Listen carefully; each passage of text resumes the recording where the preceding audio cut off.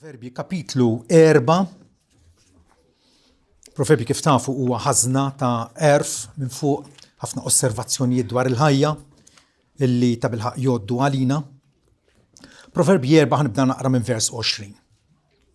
Ibni, ħsiebek fi klimi, mejjel widintek għal klimi. Tal-jomx imorru minn qudiem għajnejk. Żommhom f'nofs qalbek. Għax huma ħajja għal min isibhom u saħħa għal ġisimhom kollu. Bħiltek kollha ħares il-qalbek għax minna joħorġu in-nixjat tal-ħajja. Il-qerq tal-fom warbu minnek u biet minnek il-qerq tax-xoftejn. Ħajħarsu dritti għajnejk u ħarstek itfa' quddiemek. Aħseb tajjeb fejn jimxi rijlejk u traqatek kollha ikunu dritti. La tilwix lejn il-lemin u lanqas li xelluk warra bir-riġlek mill-ħażen. Isimgħu xi jgħid l-mugħallem tagħna. Il-bniedem tajjeb mit-teżor tajjeb ta' qalbu jipproduċi tajjeb. U l-bniedem ħażin mit-teżor ħażin tiegħu jipproduċi l-ħażen. Għax mill-kotra tal-qalb jitkellem il-fom. Ġesu qiegħed jiġbdilna l-attenzjoni għal realtà importantissima fil-ħajja ta' kull wieħed waħda minnha. Il-fatt li hemm xi ħaġa inviżibbli li qiegħda tiddirġielna ħajjitna kollha. X'nagħmlu, x'ngħidu. U din hija l-qalb. Il-qalb illi hija il-persuna ġewwiena tiegħi. Il-persuna ġewwiena tiegħi. Intom ma tafux x'hemm f'qalbi. Alla biss jaf. U l-istess ħaġa jien ma nafx x'hemm f'qalbkom. Imma dak li hemm fil-qalb jinkixef regolarment f'dak li ngħidu u f'dak li naħsbu. Għalhekk it-teżor tajjeb ta' qalbna. Hawnhekk il-proverbi jgħidilna bħiltek kollha ħares il-qalbek, bħiltek kollha assisa lil-qalbek. Mhux kun traskurat, jew qas biss taf b'dan id-dover sagrosant li għandna, bħiltek kollha ħares il-qalbek għax minna joħorġu n-nixjat tal-ħajja. Ħajjitna kif tidher hija qisha teatru, qisha palk qed jiġu l-affarijiet. Imma dak li jiġi fuq il-palk huwa determinat minn x'kitab l-awtur, il-producer, il-direttur. Hemm ħafna affarijiet li jsiru minn wara l-kwinti u l-istess ħaġa ħajjitna. Ħajjitna tiżvolġi għat-tajjeb jew għall-ħażin skont x'hemm fil-qalb. Il-bniedem tajjeb, mit-teżor tajjeb ta' qalbu jipproduċi tajjeb u l-bniedem ħażin mit-teżor ħażin tiegħu jipproduċi l-ħażen. Din r-realtà tagħna l-bnedmin, ħafna nies Kristjani matul iż-żmien ġibdulna l-attenzjoni, wieħed minnhom huwa John Flavel, pastor mill-antik, li kiteb il-ktieb eċċezzjonali tiegħu Assas il-qalbek. U propjament fuq dal-vers. Ktieb sħiħ li jiżvolġi l-importanza Assas il-qalbek, Assas il-qalbek aktar minn kollox. Għax minna huma lejjun tal-ħajja. Assas il-qalbek b'kull diligenza, b'kull bżulija, ġifieri il-fokus ta' ħajjitna bħala dixxipli ta' Ġesu għandu jkun illi propjament irdu nassu lilna nfusna x'qed jiġri, x'qed nitimgħu għal qalbna. Minna hemm lejjun tal-ħajja. Assas il-qalbek, aħna x'nassu. Nassu affarijiet li huma ta' importanza, li huma eżis għalina. Ħadd minn naħseb jiena ma jpoġġi flusu fuq il-bankina ta' triq. Nassuhom jew f'xi moħbad dar, jew il-bank. Għaliex għax huma prezzjużi, jiswew, bihom iridu ngħixu. Nassu flusna, nassu l-proprjetà tagħna. Meta nipparkja karozza noqgħod attent kif nipparkja. Rida safe, vera? Il-familja tiegħi speċjalment. Rid nassess fuqha u nara li hija protetta. Aħseb wara l-qalb aħseb wara l-qalb. Ħafna drabi dak li huwa verament importanti nitraskurawh u nikkonċentraw fuq iċ-ċuċati u fuq il-trivjalitajiet. Hawnhekk il-Ktieb tal-Proverbi qed jgħidilna piltek kollha ħares il-qalbek jew assisa. Għax il-qalb tirrekjedi l-ola grad ta' viġilanza. Rridu naqsuha u rridu nipproteġuha.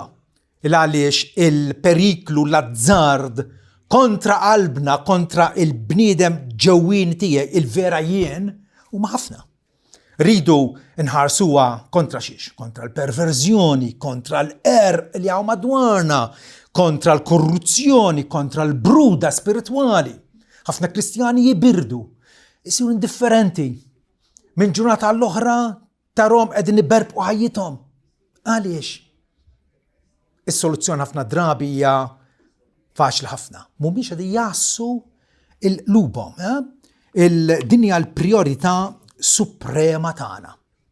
Hija priorità. Ġesu stess jurina kemm huwa importanti. Għaliex mill-qalb, mill-kotra tal-qalb jitkellem il-fom. Bħal meta għandek borma fuq in-nar qed tagħli, b'xiex qed tagħli, blihem fija, ovvja. Blihem fija. Jekk fija l-brodu, ħatarmilek il-brodu. Jekk fija il-misħun, ħatarmilek il-misħun. Dak li hemm fil-qalb joħroġ il-barra. U allura rridu bil-persistenza u b'intenzjoni konxja. Għanajdilkom millum l-qudiem, Alla qed iġibna konxji kemm huwa essenzjali għal kull disċiplu ta' Ġesu illi jassess il-qalb tiegħu. L-interess prinċipali tagħna għandu jkun it-taqdis fuq il-livell tal-qalb. Ħafna Kristjana ma jiżbaljaw. Għax jaħsbu li aħna se nkunu imqazzin għal Alla, id-dedikati għalih, billi naqtaw dawk il-vizzi ovvji. It-tipjib, ix-xorb żejjed, għandhom jaqataw dawk, ovvjament. Kwalunkwe ħaġa ħażina. Imma it-taqdis tagħna jibqa' superfiċjali, jibqa' fil-wiċċ biss, jibqa' fl-apparenza. It-taqdis tagħna tkun fuq il-livell tal-qalb. Għalhekk Pietru bl-erf mod lilu lin-nisa li għandhom ħabta iżejnu l nfushom u hekk għandu jkun. Tifhem. Però jgħidilhom ħajkun it-tiżjin tagħkom minn ġewwa fil-bniedem moħbi fil-qalb. Dak li ma jitħassarx imżejjen bi spiritu ġwejjed taslim li hu prezzjuż ħafna quddiem Alla. Okej, jekk tilbes l-imsiela tilbishom, jekk tisbaħ xarek għandek kull dritt. Imma ma nistgħux nieqfu hemmhekk. It-tiżjin mhux biss tan-nisa ta' kull Kristjan għandu jkun fuq il-livell tal-qalb, dak l-ispirtu ġwejjed. Mela, il-tjieba ġenwina ma tiddependix biex fuq ċirkostanzi esterni, ma aktarx fuq il-governanza spirituali u għaqlija ta' qalbna stess. Illi narfu niggvernaw u nassu lil qalbna. Għaliex minn hemmhekk joħorġu l-ħsibijiet tagħna, joħorġu l-affezzjonijiet tagħna, kif inħossuna mdejqin, frustrati, diżappuntati, kollox jgħix mill-qalb. Il-motivi ta' kull wieħed waħda minna, meta tagħmel karità għalfejn qed tagħmel karità, skont x'hemm f'qalbek. Hemm jagħmilha għax-show, hemm jagħmilha biex jonora lil Alla, biex jissolliva lill-batuti. Allura bħalma darba kont rajt meta kont għadni żagħżugħ, kont rajt hekk kara, iżra ħsieb u waħsad azzjoni. Iżra azzjoni u waħsad drawa. Iżra drawa u waħsad karattru. Iżra karattru u waħsad destin. Taraw għandek katina, ħaġa ġib l-oħra, minn fejn tibda l-ħaġa mill-ħsieb. Mill-ħsieb. Issa Ġesu darba meta il-Fariżej ikkritikawh għaliex ħafer d-nubiet tal-paralitiku u bdew igergru bejnietom u xewxu u qalu min jista' jaħfer d-nubiet. Ġesu qalilhom għalfejn qegħdin taħsbu ħsibiet ħżiena f'qalbkom. aħna naħsbu veru il-moħħ għandna l-proċessi kollha. Ma l-Bibja tiġbor il-ħajja interna tagħna, il-ħajja ġewwiena, il-ħajja mistoħbija tagħna bħala l-qalb. Allura għalfejn inti taħsbu ħsibijiet ħżiena f'qalbkom. Il-ħsibijiet joħorġu mill-qalb. Il-qalb hija l-funtana tal-ħajja umana, il-funtana. Minna joħorġu kollox. Hija il-persuna ġewwinija tagħna, l-emozzjonijiet, l-affezzjonijiet, is-sentimenti tagħna, il-moħħ, l-intellett, ir-raġunar, il-motivazzjonijiet tagħna meta nagħmlu ħaġa għalfejn nagħmluha. Dejjem hemm motivazzjoni, dejjem hemm xprun, xi ħaġa qed timbuttana biex nagħmlu għal ħaġa. Ħieġa mill-qalb, ir-rieda, il-kuxjenza tagħna, ix-xewqat tagħna. Ix-xewqat tagħna jġorruna vera? Jġorruna jekk m'hemmx riedni fuq ix-xewqat tagħna fil-qalb. Ovvjament ħajjitna ħatkun diżastru sħiħ. Bil-qalb toħroġ l-orjentazzjoni ta' ħajjitna, id-direzzjoni ta' ħajjitna. Hija bħal meta għandek l-ajruport, x'inhu eżatt ħaġa importanti fl-ajruport, mhux il-kaffetterija. U laqqas minn fejn tixtri ċ-ċokkolata. It-torri tal-kontroll. Mingħajr it-torri tal-kontroll l-ajruport ma jaħdimx. Jitlef l-identità tiegħu. U hekk huwa l-bniedem huwa bniedem u taraħ jitkellem u jaġixxi u jaħseb kollox jgħix mill-qalb.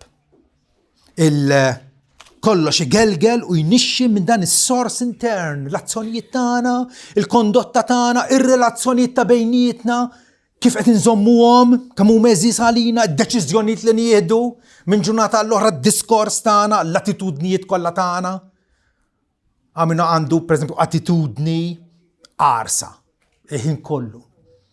Għaliex? Għax qalbu hija qarsa. Qalbu hija qarsa. Kollox jgħix mill-qalb. Mill-istat. L-istat tal-qalb finalment jiddetermina il-kwalità tal-ħajja nisranija.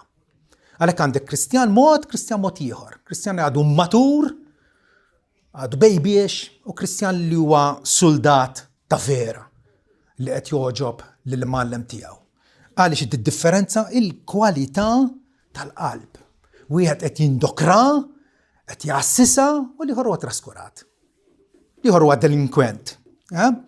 Rridu nifhmu l-aħwa illi skont il-Bibja kull azzjoni ħażina tibda minn ħsieb ħażin. Bħalma kull azzjoni tajba tibda minn ħsieb tajjeb. U mnej joħroġ il-ħsieb? Għajdu li intom mill-qalb. Mill-qalb. L-alleanza interna tagħna issawwar l-imġiba esterna. Ma min int, ma min qed iżomm. Jekk inti bħala dixxiplu qiegħed iżomm qrib ta' Ġesu u qed tgħix f'komunjoni miegħu u qalbek hija mogħtija lilu u allura inti alleat miegħu fidil lejh leali lejn il-kmandamenti tiegħu u allura l-imġiba esterna tiegħek ħadd irrifletti. Jekk il-fonti tan-nixxija huwa mniġġes, in-nixxija kollha ħatkun imniġġsa. Tifhmu għadi.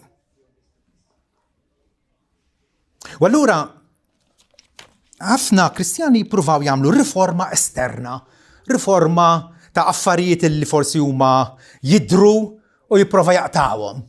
Imma tkun qisek qed tirranġa siġra billi taqtala l-weraq. Titratta l-eruq li ma jidrux. Jekk is-siġra hija ħażina, x'ħattik? Frott ħażin. Jekk is-siġra hija tajba, ħattik frott tajjeb. U allura il-riforma esterna mhix biżżejjed. Tista' tidher impressjonanti, però ħatkun fraġli u ma tiġrib imbagħad il-bniedem vera se jurik x'inhu. سيوريك. لا السانتيفikazzjoni tagħna, التقديس tagħna rid jibda u kontinwament jirritorna għal ħajja ġewwina, il-ħajja ġewwina tagħna. Jekk ikollna nagħmlu però diagnosi jew ngħidu ħanistaqsu lill-Iskrittura nfisha u ngħidu il-qalb umana kif inhi. Il-qalb umana mingħajr il-grazzja, mingħajr Kristu hija mqarqa, hija qarrieqa, hija instabbli u hija inklinata lejn id-dnub. Hija mixħuta lejn id-dnub. Bħal meta għandek kalamita, il-kalamita minnha nfisha se tiġbidlek il-ħadid. Vera? Għax dik hija n-natura tagħha. Il-qalb umana tinġibet li l-ħażen. Dik hija n-natura tagħha. Frattant, bit-twelid mill-ġdid l-Ispiritu Santu bidlilna l-orjentazzjoni ta' qalbna. Tagħna ħajja ġdida u allura din il-ħajja issa rridu nindokrawha. Xorta waħda għadna kif tafu sew antom, għadna vulnerabbli għal kwalunkwe ħażen. Le maħniex mqiegħdin ġoniċċa illi ħadd ma jistalina. Qegħdin ngħixu f'dinja mimlija tentazzjonijiet, mimlija tiġrib, distrazzjonijiet illi nistgħu nitlu fi sqaqien faċilment, nistgħu naqgħu fi stat ta' bruda, fi stat ta' gburija. L-influenza mondana mek qiegħda li d-dinja tipprova tixrobna flok ma nkunu leali għas-saltna talla. Il-grazzja l-aħwa illi aħna rċivejna fis-salvazzjoni meta Alla ħafrinna dnubietna u għamilna ċittadini ta' smawiet. Ma jfissirx li sabdaqsek nistgħu nkunu traskurati. Al kontrarju, l-grazzja tatina l-abbiltà, tatina il-qawwa biex nassu fuq qalbna. Qabel ma stajniex. Qabel konna qisna rikbin fuq żiemel sfrattat illi tqalleb bina u joħodna fejritu. Issa, la darba rċivina l-grazzja, bħalma tidilna l-Iskrittura, qassas il-qalbek aktar minn kollox.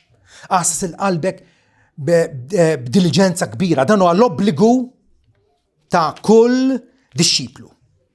U ma nistawx nkunu hawnhekk pessimisti u ngħidu imma l-qalb hija ħażina xi tittaq le, ovvjament. U laqqas iridu nkunu preżuntużi bħalli kieku dan huwa xi biċċa xogħol faċilissima. Mhijiex ħajdilkom minn issa. Aħna imsejħin biex nassu il-qalbna b'attitudni sobrija. Li nibqgħu nkunu b'sensina u ngħidu din hija sfida qudiemi u mis sfida faċli ħanajduha. Mhijiex sfida faċli u naf li mhijiex għaliex ħafna Kristjani ma jgħixux il-massimu tal-ħajja li Ġesu għedna, vera? Ġesu x'tib ta' ħajja għedna? Mhux biss il-ħajja eterna, ma ħajja bl-abbondanza. Bl-abbondanza. Il-ħallil ma jiġix biex jisraq u jeqret u joqtol, imma jien ġejt biex nagħtikom il-ħajja u ħajja bil-kotra. Ħajja bil-kotra. Irridu nassu fuq qalbna dan huwa d-dover kostanti, id-dover il-ħin kollu ta' kull fidil. Tiegħi, tiegħek u ta' taw kollha li jistqarru l-Ġesu bħala il-Salvatur tagħhom. U allura rridu nwettqu dad-dmir tagħna bla edu u bi sforz intenzjonat, ġifieri moħħi konxjament irrid minn filgħodu sa flaxija illi nassess il-qalbi. F'dan l-indokrar jew lassa fuq qalbna stess. Rridu nagħmlu qassa allura stretta fuq il-ħsibijiet mid-dimba. Il għaliex kemm jixxettlu ħsibijiet li ħajruna għad-dnub. Isimgħu xejdilna l-Apostlu Pawlu fir-Rumani 13. Jidilna ilbsu l-mulej Ġesu Kristu u tagħmlux ħsieb bil-qudiem biex tigratifikaw il-leblibiet tal-laħam. Pawlu jaf x'nagħmlu u kif inġibu ruħna. Ħafna drabi għajdu li ġvera din. Tagħmel dnub. L-istess wieħed għamilt il-bieraħ. U għadda se tarġa' tagħmlu. Għaliex jiġri hekk? Għaliex qiegħed tagħmel ħsieb bil-qudiem qed qed tippjana biex terġa' taqa' fl-istess ħażen. Għax jogħġbok. Għax ix-xewqat tiegħek mhumiex gvernati. Għaliex mhumiex gvernat m'intix taħsas il-qalbek, ħanini. M'intix taħsas il-qalbek. Fil-assa fuq qalbna stess irridu wkoll nitalmu nirregolaw l-affezzjonijiet tagħna. Lejn xi aħna attirati. X'joġobna fil-ħajja? Meta f'dawk il-mumenti jew ħinijiet matul il-ġurnata meta inti m'intix bieżel, għandek daqsxejn ħin frank. Tajjeb? F'dak il-ħin frank illi inti relax. Moħħok lejn xi idur. U dik hija indikazzjoni tajba fejn qalbek. Fejn qalbek. L-affezzjonijiet tagħna. David fejn kienu jduru l-affezzjonijiet tiegħu isimgħu Psalm 18. Inħobbok osit, inti l-qawwa tiegħi. L-affezzjonijiet tiegħu, is-sentimenti tiegħu kienu miġbudin lejn Alla. Wieħed minn dawk li kellu qalbu massa. Illi nibqgħu inżommu li nafusna fuq l-allert mhijiex xi dixxiplina ta' ġurnata waħda li tagħmilha darba matul ħajtek. Immija l-impjieg tiegħek. L-impjieg tiegħek. Issa hekk hu mitlub minnek. Il-qalb bħalma hija kontinwament esposta għat-tiġrib. Dinja dinja ta' tiġrib. Dinja li kull fejn tirfes in-nases. Hemm it-trabokki ħajaqbduk jekk ma toqgħodx ċassa. U allura rridu b'din id-diligenza kif jgħidilna Salamun hawnhekk. Bħiltek kollha qassas il-qalbek għax minna joħorġu n-nixjat tal-ħajja. Mela, ħassaqsu, x'inhu involut meta ngħidu tassas il-qalbek? Pereżempju, rridu niddixxernu, rridu narfu x'nippermettu illi jsawru x-xewqat tagħna. Għax inti x-xewqat aħna għandna ħafna xewqat. Tajjeb? Issa jew tagħlifhom jew tikkoltivhom bħalma bidwi isaq is-siġar biex jikbru. Jew toqtolhom għax tajt dawn m'hemmx posthom. Ix-xewqa pereżempju għaż-żena, ix-xewqa għall-iskuntantizza, ix-xewqa għall-gburija u s-supervja. Rridu neżaminaw lejn xiex aħna miġbudin l-iżjed. Min xiex u minn min nibżaw l-iżjed. Għaliex dak li tibża minnu għajdu li intom jikkontrollak. Dak li tibża minnu jikkontrollak. Jekk inti tibża illi meta titkellem fil-pubbliku ħajħellek il-sienek u tistħi u ħatirrex, x'tagħmel? Ma tagħmilix dik il-ħaġa. Tifhem? Il-biża tagħna jikkontrollana. Il-Kristjan minn min għandu jibża? Minn Alla. Biex Alla jikkontrolla l-ħajtu. Vera? Vera? Rridu nirreżistu wkoll l-influenzi li nawġu l-erf minn fuq. Meta naqraw l-Iskrittura, Alla qed jagħtina l-erf tiegħu.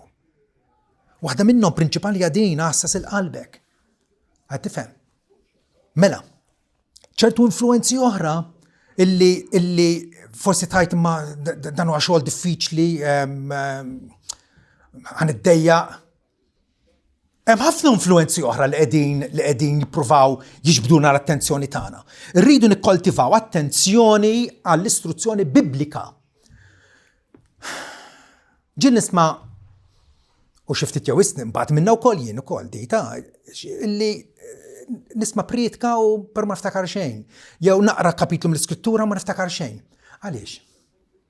Għaliex qed jiġri hekk? Għaliex? Dan smajt podcast ktajb ħafna li kellu ħsib wieħed fih. Meta inti taqra u ma tiftakarx, ifisser ħaġa waħda. Ħaġa waħda. M'intix taħseb fuq dak li qed taqra. M'intix taħseb fuq dak li qed taqra isek automaton. Isek qed taqra is-sillabi qed taqrom sentenza wara sentenza, ħsibek mhux ingaġġat. U allura ma tiftakarx. Kif għandha l-qalb tiegħi u tiegħek tkun massa fiċ-ċirkostanzi differenti tal-ħajja. Il għaliex, ovvjament, tlajja u nżul, daqqa għaddej minn Mart, daqqa ferħan, daqqa għandix niċċelebra, daqqa vistus, dik hi ħajjitna. Issa, matul il-korsa ta' ħajjitna, tajjeb, kif għandna nassu għal-qalbna. Fi żmien ta' prosperità meta kollox ġej zombor, meta kollox ġej tajjeb. Għandi impjieg tajjeb, m'għandix mart fil-familja. Attent, assess fuq qalbek kontra l-gburija, kontra il-konfidenza fik innifsek. Li tbda tirraġuna kemm jien buli tajjeb, ara fejn wasalt jiena bħilt istess. Dik hija gburija. Il-ċans ukoll li tinsa lil Alla meta kollox ġej tajjeb, tinsa lil Alla. Meta nafu li Alla iridna l-qalb tagħna nżommuha umli u grata qudiemu filli tirrikonoxxi l-barkiet kwalunkwe li irċivejna minn għandu. Imma mbagħad hemm ukoll żminijiet ta' avversità meta l-affarijiet ġejjin kontrina. Ġejjin kontrina. Għandna rrifnu jonfoħ fiċna, tajjeb? Dan il-periklu hawnhekk irridu noqogħdu attenti kontra l-iskuntentizza. L-iskuntentizza. Illi rrabbu ċertu rusa, ċertu mor fi qlubna, illi irrabbu ansjetà. Tħassib iż-żejjed, illi maħħu ħin kollu bħalli kieku qegħdin idderriġu l-univers. In-nuqqas ta' fdar falla, meta inti għandek kollox ġej ġew iċċek, taħseb illi int bil-ħila tiegħek titteleb dan. Le, kompli qassas il-qalbek, ħalli tkompli tafda f'Alla. Hawnhekk il-qalb tkun massa u mħarsa b'fiduċja fil-providenza għarfa t'Alla. Providenza misterjuża. Min jista' jifhem il-modijiet t'Alla? Kif qed jitratta magħna? Wara ħafna żmien kultant Alla jagħtina xaq ta' dawl u ninduna għalhekk ġrali hekk jiena allura meta kelli 20 sena. Għad tifhem. Imma xquq ta' dawl żgħid il-modijiet ta' ħajjitna ma nafuhomx. Ma nafuhomx. Imbagħad ukoll fi żminijiet ta' provi u tiġrib. Kif se naħssis tal-qalba billi nibqa' qrib tal-mulej. Ġesu xejdilna, qassu jitolbu biex ma titlux fit-tiġrib. Qassa fuq nafusna. Qassa fuq nafusna. Mela, kif tirrispondi l-qalb għad-dnub?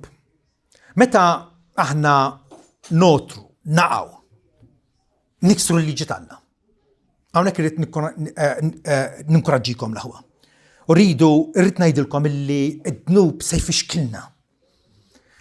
Pawlu nnifsu jgħid bniedem miżrabbli li jien. Naf x'inhi l-liġi t'Alla, toġobni, hija tajba, hija qaddisa, hija ġusta. U nispiċċa nagħmel kontra qal. Nispiċċa nagħmel kontra.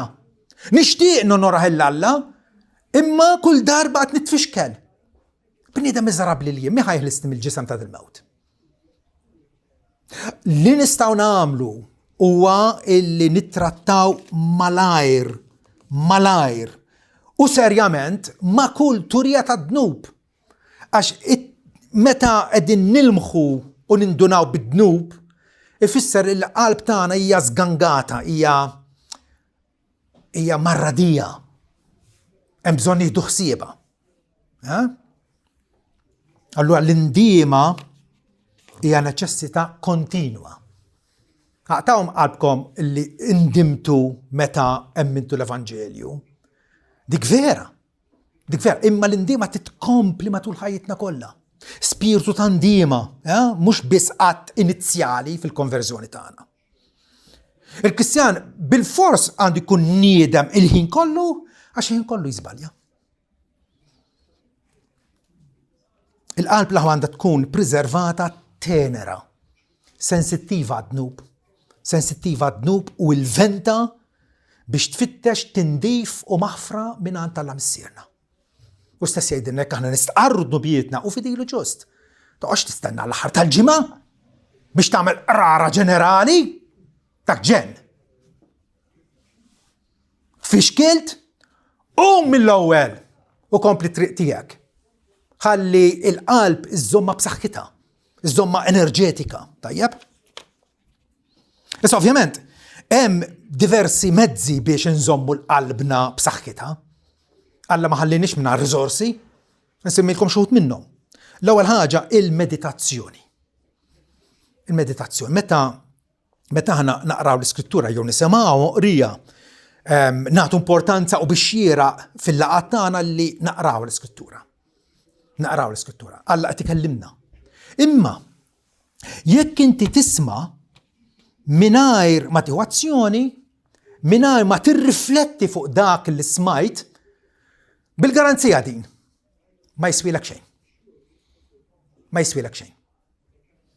Bħal inti taqra, u bat l-għada tajt, imma żomma ma niftakar xejn. Użgur. Jiena naf studenti kif kienu jistudjaw bil-lapis fidejhom u ktieb tal-bioloġija u xi ħaġa kienu jiddamdmuh bin-noti, jiddamdmuh fil-marġini fuq isfel dak l-istudent serju.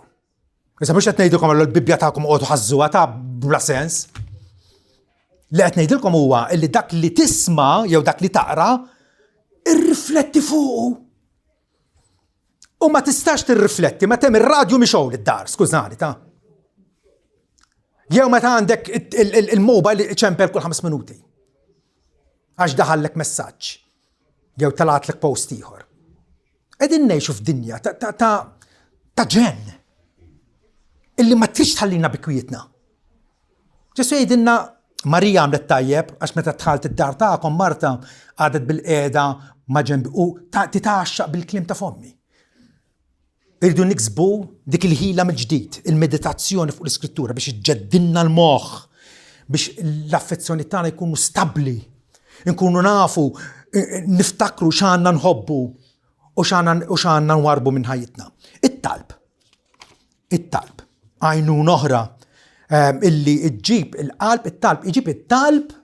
il-qalb f'dipendenza konxja fuq il-mulej. It-talb jenna il-għaliex jagħmilna konxi kemm ta' bilħaq niddependu fuq il-mulej. Ġesu stess qal mingħajr ma tistgħu tagħmlu xejn. Okay? Allura it-talb bih qegħdin nistiednu l-assistenza ta' Alla nnifsu tal-Omnipotenti fil-ħidma tagħna biex insiru ta' bilħaq dixxipli illi nonoraw lil Sidna Ġesu. Fil-ktieb tal-Proverbji, kapitlu 21 vers 1, jgħidilna il-qalb tas-sultan, isimgħuha, il-qalb tas-sultan tinsab fit il-mulej. U bħas-swieqi tal-ilma idawwara fejn irritu. Għandna ċavetta tad-deb hemmhekk. Lill-aqwa nies li għandhom l-iżjed influenza fid-dinja. Tajjeb, il-mulej dawrilhom qalbhom kif irritu. Bħal kanali tal-ilma li l-bidwi jiftaħ kanal biex l-ilma jdurlaw, mbagħad jerġa' jaqlab biex l-ilma jmullem. Ekkja, il-mulej idawrilna qalbna. Issa, fit-talb tagħna allura kif jaqblilna nitolbuh il-mulej? Mulej dawwar li qalbi lejk biex jiena ndur lejk, biex insir nħobbok, vera? Ġeremija mhux hekk talab? Fejjaqna mulej u aħna nfiequ. Ikkonvertina u aħna nikkonvertu. Dawwarna lejk u aħna nduru. Bit-talb, il-qalb tagħna tkun diretta fid-direzzjoni tajba. Pawlu meta jgħidilna li għandna nitolbu bit-talb u bl-orazzjoni, bil-ringrazzjament, għandna narfu lill-Alla ħtiġijiet tagħna. Imbagħad ikompli jgħidilna fil-Filippin 4 vers 7. Jgħidilna b'riżultat hekk is-sliem tal-Alla li jissupera kull fema umana, ma nistgħux nifhmu il-prezzjożità ta' das-sliem li Alla jagħtina, ta' tranquillità fil-qalb. Is-sliem tal-Alla iħarsilkom qlubkom u moħħkom fi Kristu Ġesu. Ikunu massa fi Kristu Ġesu. Meta nitolbu. Ukoll għajnuna oħra illi tot ħafna fil-pratika hija l-auto-eżaminazzjoni. Meta kont żgħir u kont immur fl-għaqdiet reliġjużi kienu jgħidulna għamlu eżami tal-kuxjenza. Xi ħaġa li nsejniha llum il-ġurnata, biss nafu x'inhu dan l-eżami tal-kuxjenza. Illi inti, speċjalment fl-għaxija, għaddi ġurnata oħra, evalwa daqsxejn. Mort il-qudiem lura b'qajt passiv. Hemm xi dnub li qiegħed ifixklek ripetutament, dakka jerrilek is-saħħa ta' ruħek. L-autoeżaminazzjoni. U fuq kollox u dinja l-aqwa. Biex inti tassas il-qalbek ikkontempla spiss lil Kristu, il-persuna tiegħu. Il-liben divin illi ħa s-sura umana tagħna, illi umilja li nnifsu meħabba fina, illi kisbinna l-fidwa, illi huwa s-sit tagħna u r-raj tagħna u għal-arus tagħna u għal-maħbub tagħna. Ikkontempla, aħseb spiss fuq Kristu, taxxaq bih, qalbek tkun qed torjentat, tkun qed tistedina biex iddur lejn dak li huwa sabiħ, lejn dak li huwa eċċellenti, lejn dak li huwa l-aqwa. Issa ovvjament meta Salmu jgħidilna assas il-qalbek għax minna joħorġu nisjat tal-ħajja, dan id-dover kif għattilkom huwa diffiċli. Mhux ħanqod neħebba wara subajja, huwa diffiċli. Huwa diffiċli. Għaliex inti qiegħed taqba qed tissara mal-problema ewlenija tal-ħajja Kristjana tiegħek. Illi tasses il-qalbek. Huwa diffiċli, però rridu narfu illi it-traskuraġni tal-qalb meta inti tkun ma jimpurtakx. Tajjeb, jiġri x'jiġri. Dik it-traskuraġni tfisser diżastru. Diżastru għal ħajja nisranija tiegħek. Twassal għall-ipokrizija. Jekk il-qalb tiegħek hija mħarbta, hija mqalba, mhix ordnata, mhijiex imdawra lil mulej, ħatkun ipokritu. Għax tkun trid iżżomm faċċja sabiħa qudiem in-nies biex timpressjonhom. Mentri fir-realtà għax il-qalb hija il-bniedem ġewwieni tagħna, Alla jaf il-qalb. Samuel darbek għallu tħares le l-bixra ta' barra. Għallu le ma żiltomx il-dawk il-aħwa kollha. Il-David għażilt. Għax il-mulej iħares le l-qalb. Dak l-interess tiegħu. U allura jekk titraskura, ħataqa fl-indifferenza, ħataqa fl-ipokrizija, ħataqa wkoll fl-indifferenza spirituali. Illi il-ħajja tiegħek nista' nissi isek għandek biċċa sufra fuq wiċċ l-ilma, tmur fejn tmur ma jimpurtax, tmur fejn tmur. Indifferenza. U wkoll titlef il-faraġġ smewwiti tiegħek. Fi kliem ieħor ma tkunx Kristjan ferħan. That's sempliċi. Ma tkunx Kristjan ferħan. Bħala Kristjan ferħan? Tejli mand il-mart id-dar. Bħala Kristjan ferħan? Il-għaliex fuq kollox u minkejja kollox. Ġesu jgħidilna illi natikom islim tiegħi u natikom il-ferħ tiegħi. Natikom il-ferħ tiegħi. Mil-banda l-oħra l-assa għaqlija fuq il-qalb tipproduċi benefiċċji rikki. Hemm ħafna benefiċċji. Per eżempju, meta l-provi assaltawk, se tibqa' stabbli. Se tibqa' stabbli. Mhux se tinqaleb malajr. Għax il-qalb tiegħek hija marbuta mal-mulej. Benefiċċju ieħor hija l-integrità fil-kondotta. L-integrità. Dak kif iġġib ruħek id-dar, l-istess mod iġġib ruħek fuq il-post tax-xogħol, l-istess mod iġġib ruħek fil-knisja, għax dak int. Dak int. Benefiċċju ieħor, il-paċi fil-kuxjenza. Benefiċċju ieħor, tkun kwalifikat għal servizz spiritwali. Ġifieri tkun utli għas-saltna ta' Ġesu Kristu. Mhux tibqa' tarbija, dipendenti fuq ħadd ieħor, imma inti nnifsek tkun kapaċi tagħti aktarx milli tirċievi. Jekk tassess b'diligenza fuq il-ħajja ġewwina tiegħek ħatkun fornut u fornut tajjeb biex tissapporti d-batija.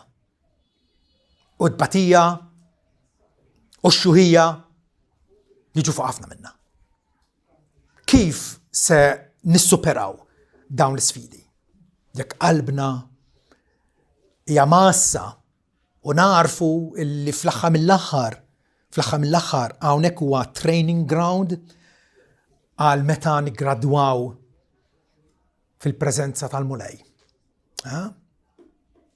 Jekk qalbek hija massa ħatkun kapaċi tirreżisti t-tentazzjoni. Ħatkun kapaċi tirreżisti. Dejjem le, mal-biċċa kbira. Ħatibqa' fidil, ħatibqa' perseveranti, għax taf illi r-rabta tiegħek mal-mulej hija waħda stabbli.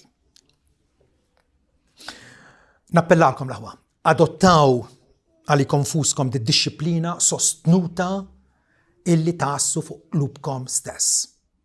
Kollha kemm aħna individwi, u kollha kemm aħna jridu ngħixu flimkien, kif qegħdin ngħixu flimkien bħala knisja waħda, ħanaffettwaw xulxin. Skont xejn f'qalbna. B'dan il-fokus fuq il-qalb bħala l-funtana tal-ħajja ħajkollok gwida relevanti għal dusja fil-prattika. Il-dusja tibda minn ġew l-aħwa. F'modin, tibda minn ġew u minn dak li hemm ġew se jesprimi ruħu fil-kondotta tagħna, fil-ħsibijiet tagħna, fid-diskors tagħna. Aktar minn kollox, assess il-qalbek għax minna huma lejjun tal-ħajja. Huma lejjun tal-ħajja. F'sentenza waħda. U nikkonkludu. Traskura l-qalbek u tkun qed tipperikola lil ruħek. Assisa u tkun qed tippreserva ħajtek. Amen.